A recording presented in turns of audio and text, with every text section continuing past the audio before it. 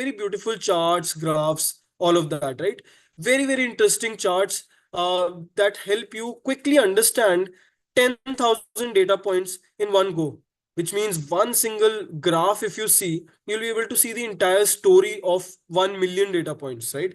For example, I forgot to show you in the data set, right?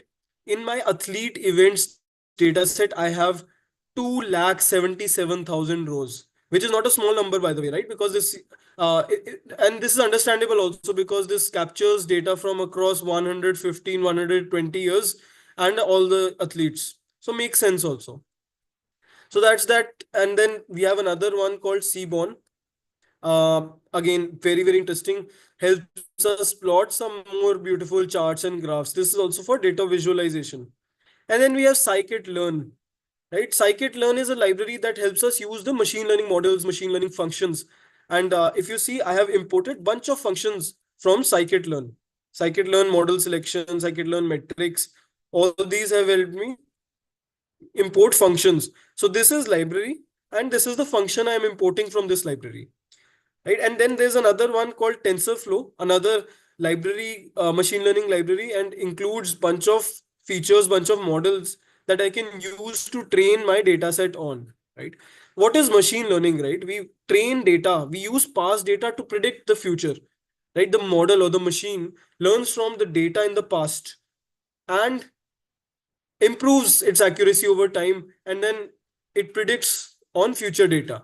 For example, will it rain tomorrow, right? That is what these models do. All right, so that's the import part, right? I've imported the data. Next. And I see again scikit-learn. Okay, see a few questions. So one is, what is scikit-learn? Scikit-learn, as I told you, is a machine learning. It has machine learning algorithms, machine learning functions, and it's probably the single most important machine learning library in Python. Helps me to use some functions which someone else has written previously, right? So the definition of a library is that it helps me reuse code. Someone defined a model, right? Some data scientist somewhere in the world wrote some code, and I, as let's say a new person in the field, want to use the same code, right?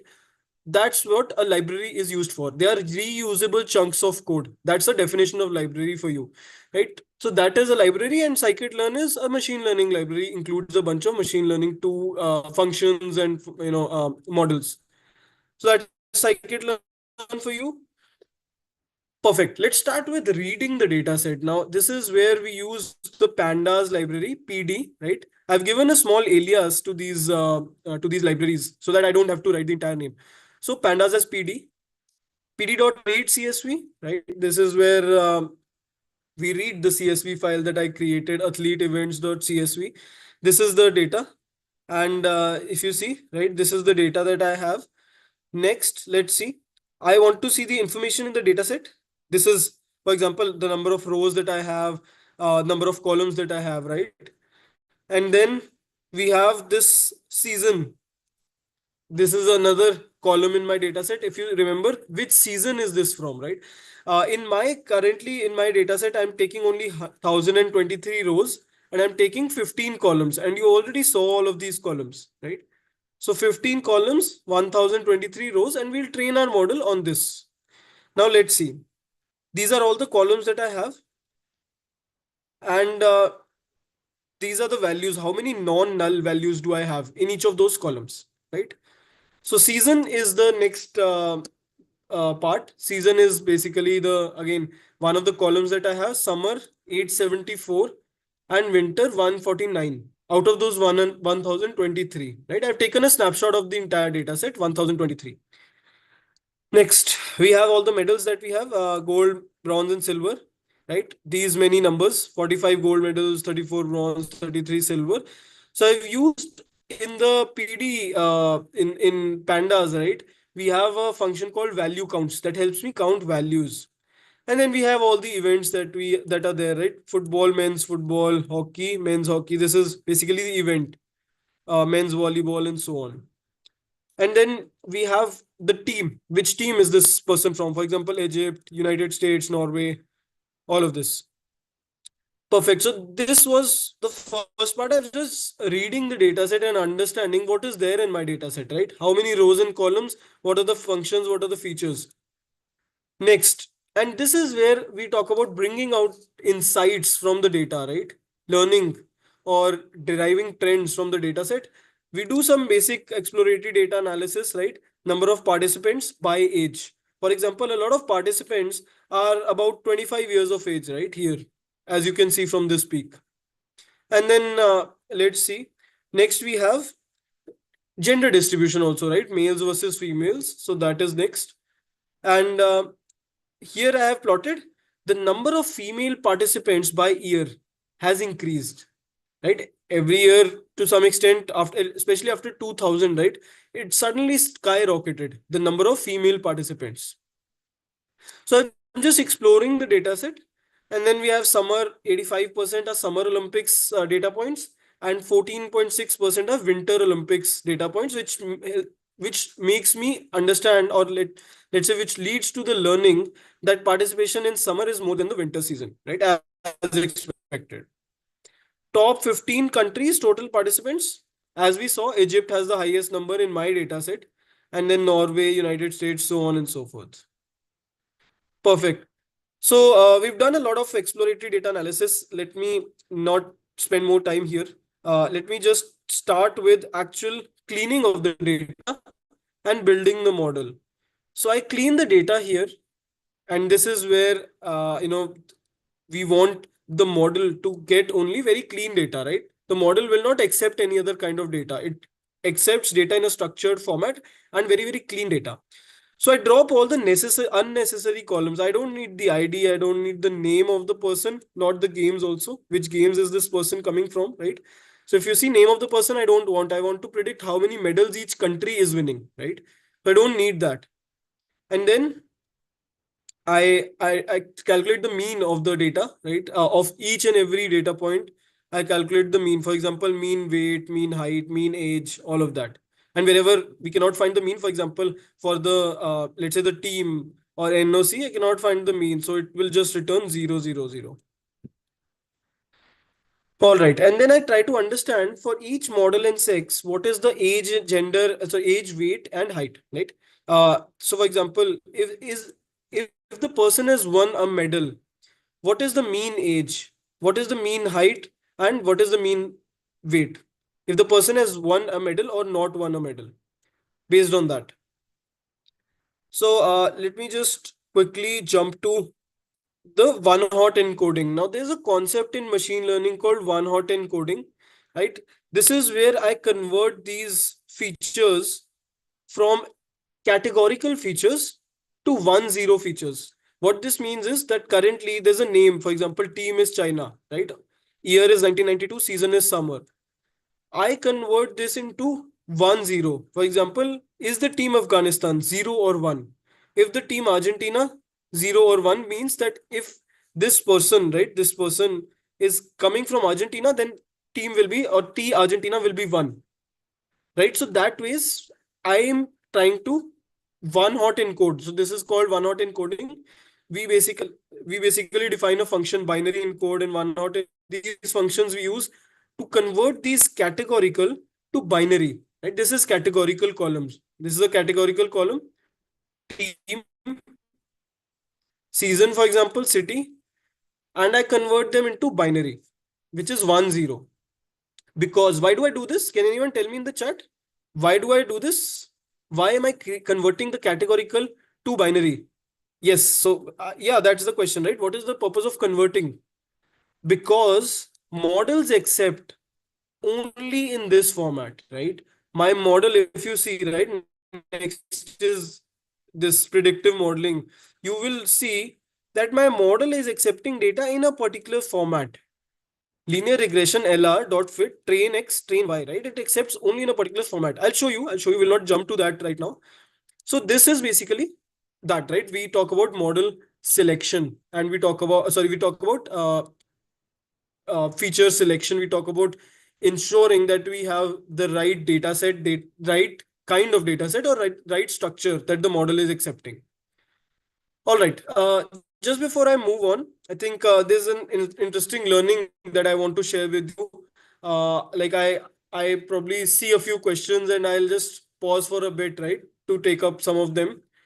I think a lot of questions that you are sending here in the chat are around career paths, right? Are around um, learnings that one can derive from, let's say, other failures, other people failing, other people not being able to enter the field, or what is the best path for you to enter, best way for you to enter data science and analytics. I see a lot of career transition questions in the chat, right?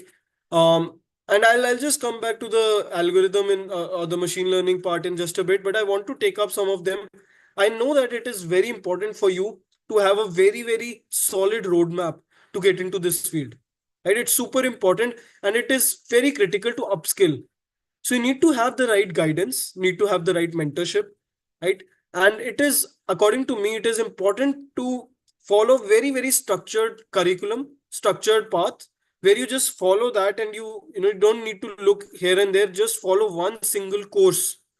And I highly recommend courses because that's how I learned. I had to do a lot of courses because there were no structured, very few structured curriculums like boot camps and all, right, at that point in time when I was studying data science. And now there are, right, now there are multiple paid programs which help you with very, very structured paths, and maybe you can build a solid road. They can help you build a solid roadmap, follow a solid roadmap, and expert guidance, mock interviews, even placement prep, some of these programs provide.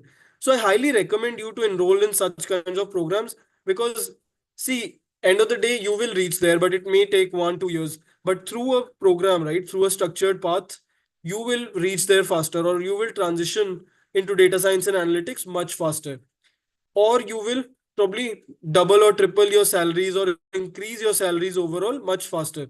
So I think whatever is your end goal, you will reach there faster if you have a structured roadmap, if you have a solid path that you need to follow, if you have expert guidance all the time, right? If you have placement support, some kind of placement support, maybe through networking, maybe through aligning interviews for you, right? Or maybe through just helping you up your LinkedIn game, for example, right? So if there's a structured path, there's this kind of a course that you find, think you should not think twice. You should enroll and just focus on that single course. Put in your 100% and don't look here and there, because these programs have really helped people crack very interesting roles in this field, right? So I believe that it is important to have a tailored roadmap, and just focus on such kinds of courses which can help you become, let's say, data scientist or a machine learning engineer faster. There is a program that we have at Coding Ninjas as well. And maybe if Anshika, you can share the link in the chat, right? So through this program, right, this is called the Data Analytics Job Bootcamp. We help you with a faster career transition. We train you with all the necessary skills that are required in today's day and age, all the knowledge that is required for cracking interviews and for becoming a successful, let's say, a data analyst and a data scientist. Um, Through this form that we'll just circulate a form here in the chat. Through this form, what you will have is you'll get a chance to connect with a person like me. You'll get a chance to connect with an expert from Coding Ninjas, a program expert, right? Within the next few minutes, right? And they'll explain. I mean, in total 5 10 minutes, they will explain the kind of program that we have here, and they'll answer all your questions around career transitions, how we can help you get to the next level, right? We have a bunch of programs. There's the full stack development program also, job bootcamp, and there is the data analytics job bootcamp also, that offers you this comprehensive training and even placement assistance, right? We help you land a job until after completion, right? So that's about the bootcamp. I answered this because I was talking about this because I saw a lot of questions in the Q&A and in the chat around career transition. How can I get into this field? How can I learn these skills? Right? All of that. This was a standard answer for all these questions. Um, I see again there are a lot of questions. We'll take up the rest of the questions towards the end, but yeah, just wanted to call this out. And yeah, this introductory webinar, link has been posted here in the chat, right? Maybe very quickly, if I can probably, just show this to you, because anyways, my window is being presented. So yes, this is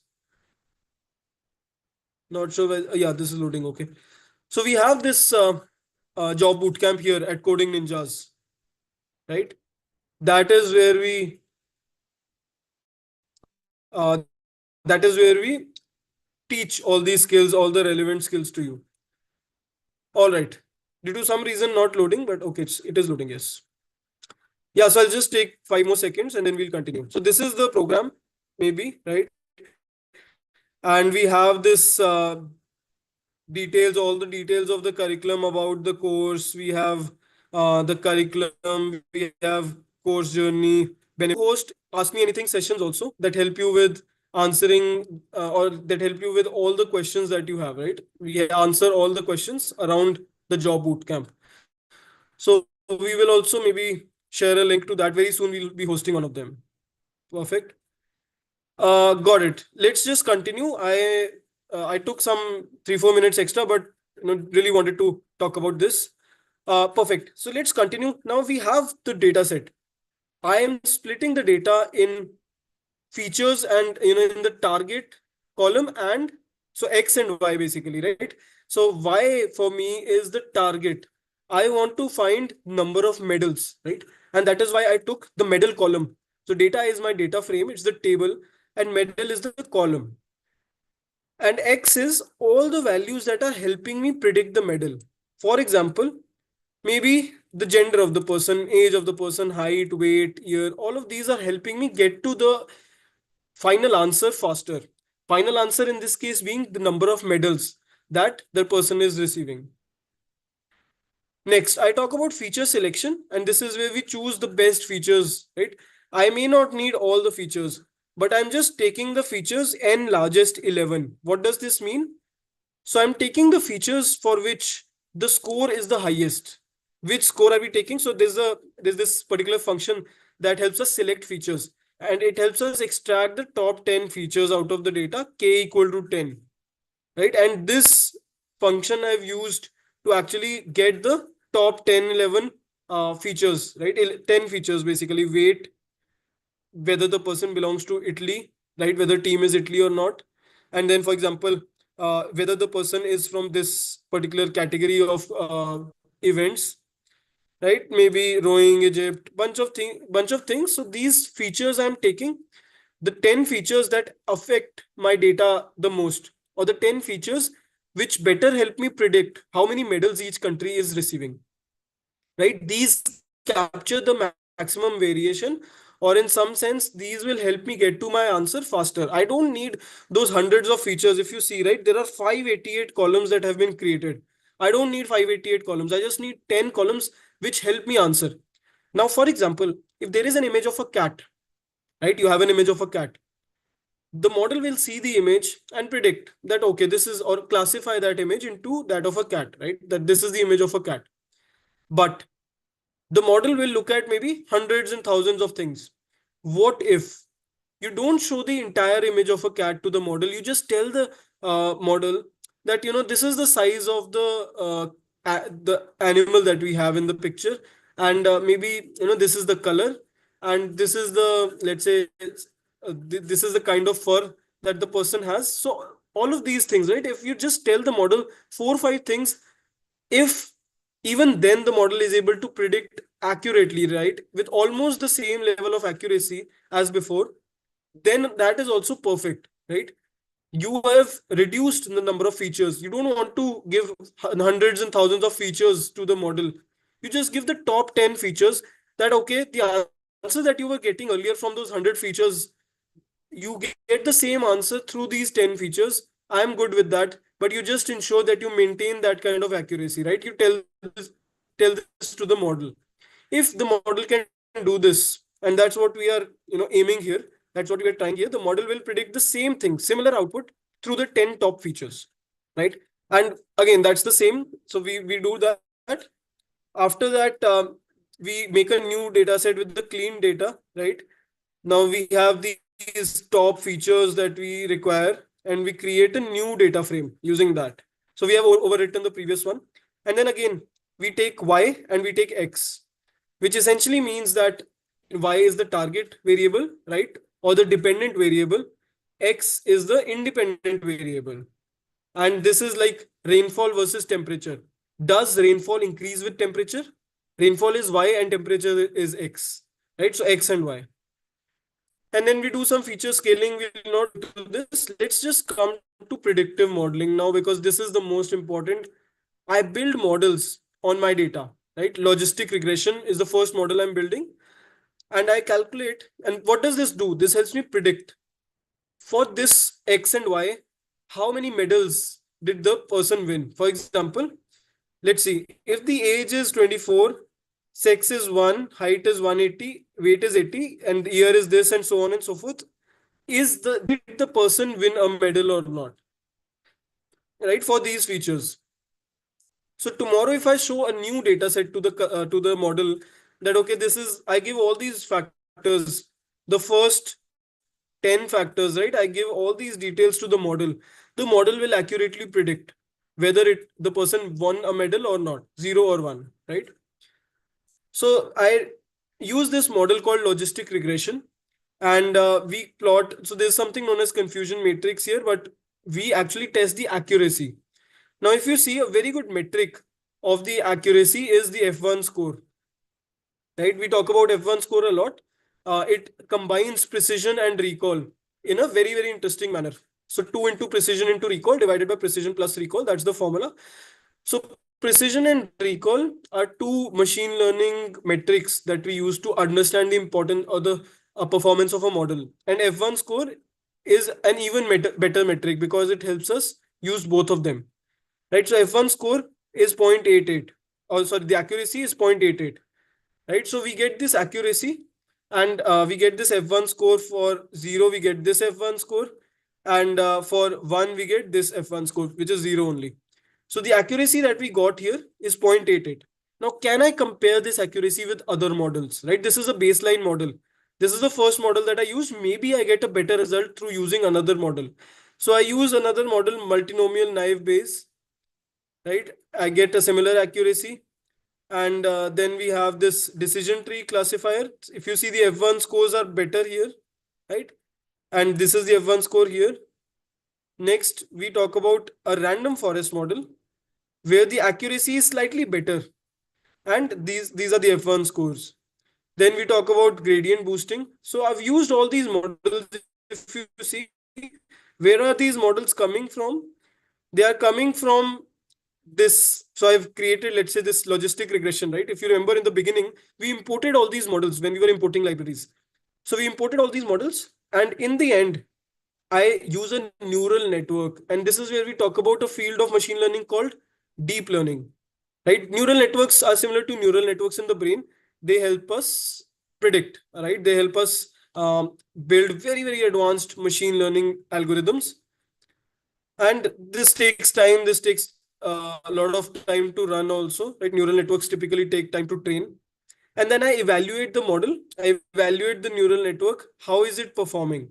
So if you see, the accuracy here is 0.8756, slightly lesser than logistic regression. And yeah, if you see, almost 0.88.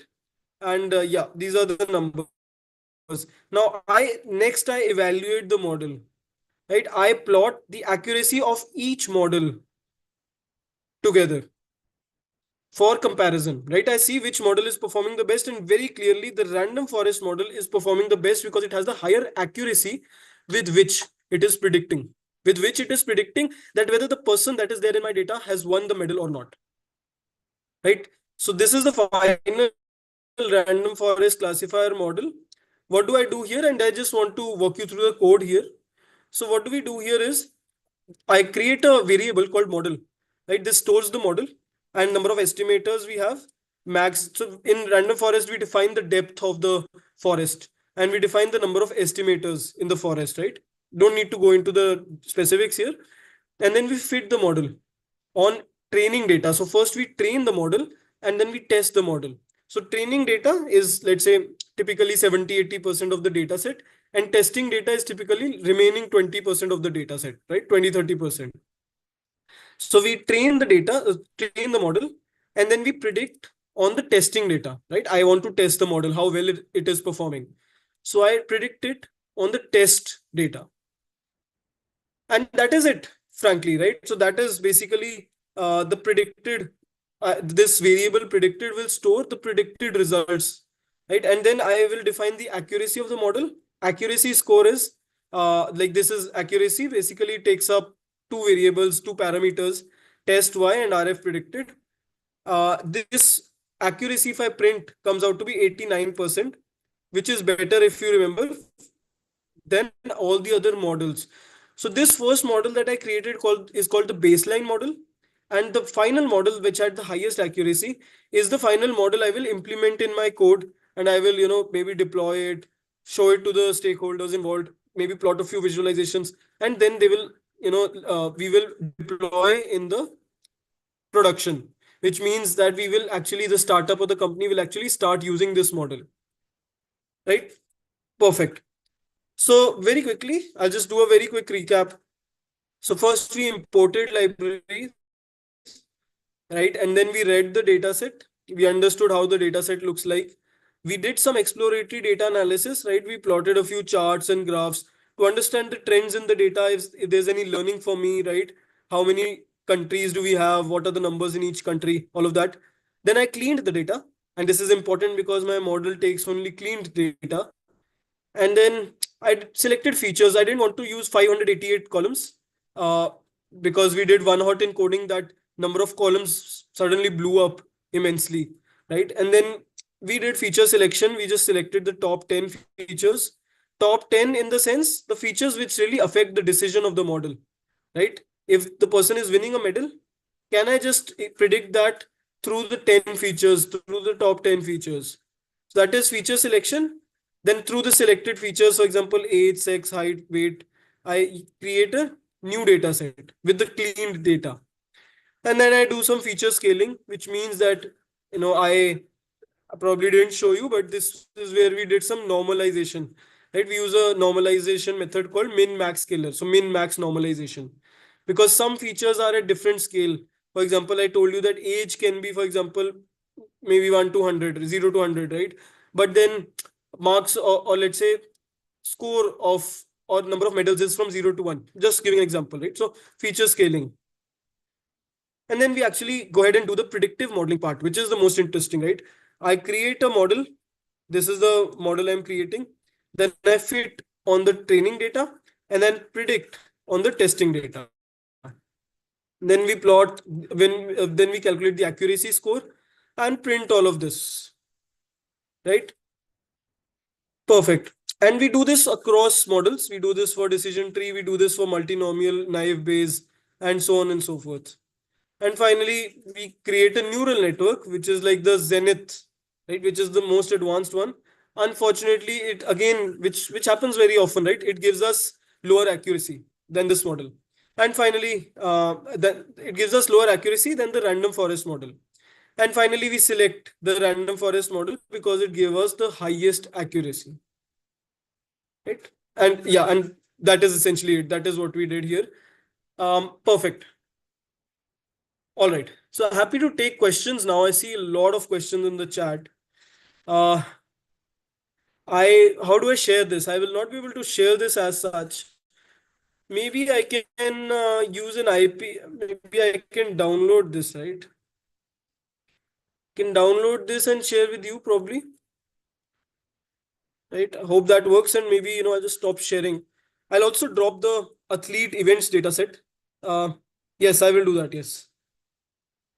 So I will share. Just give me a second. I'll share all of this with you.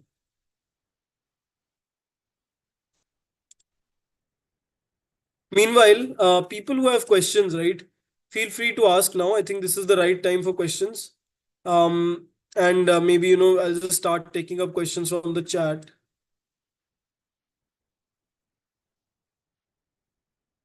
Okay. Yeah, I've posted the, yes, I've added the code here in the chat. Okay, one second. I think Share it with hosts and panelists only. Just give me a second. Right. Perfect. Just check. I have just posted it in the chat. Sent, right? Yeah, perfect. Thanks. I hope everyone is able to see this. This is the model that we have.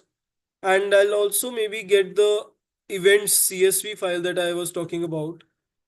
You'll find all of this on the internet, right? So similar models and similar CSV files, you'll find this on the internet. See, the intent here is not to walk you through the code and maybe, code along and all of that. The intent is to show you what this field is about, how you can enter this field, right? And what are the things that are involved? What's the power of a machine learning model?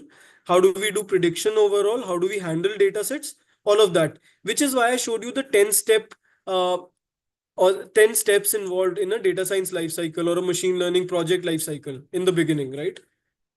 So that's there. Also, um, so I've shared the IPYNB in the chat, but this data set is 40 MB, so it is just loading. I think it's uploading, but you'll find it in the chat. Meanwhile, people asking for, I think, my LinkedIn profiles, maybe also put it in the chat. But essentially, I think we'll be hosting an AMA very soon where you will be able to, where I will be able to answer all your questions, right?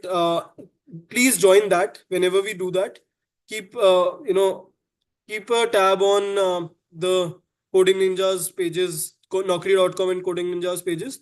Fill the form most importantly, right? And maybe, if Anshika and the Coding Ninjas team, if you can put the link in the chat, right? For the next, let's say the form. Yes. So if you're interested in the job bootcamp, or if you want us to answer any other questions around the same, right? Please fill the form. And yeah, what is the age criteria to get a job in data science and analytics? No age criteria at all. I've seen people entering this field very, very late, like 35, 40, even more than that, right? 45, even probably. Yeah. So I think I've seen people entering this industry very late also. Just need to have the right skills, need to practice, and ensure that you are, you know, demonstrating whatever you have practiced or whatever projects you are doing, demonstrate them well on your resume, right? Otherwise, your resume will not get shortlisted. You need to build a solid profile. For that, do very good projects and case studies, right?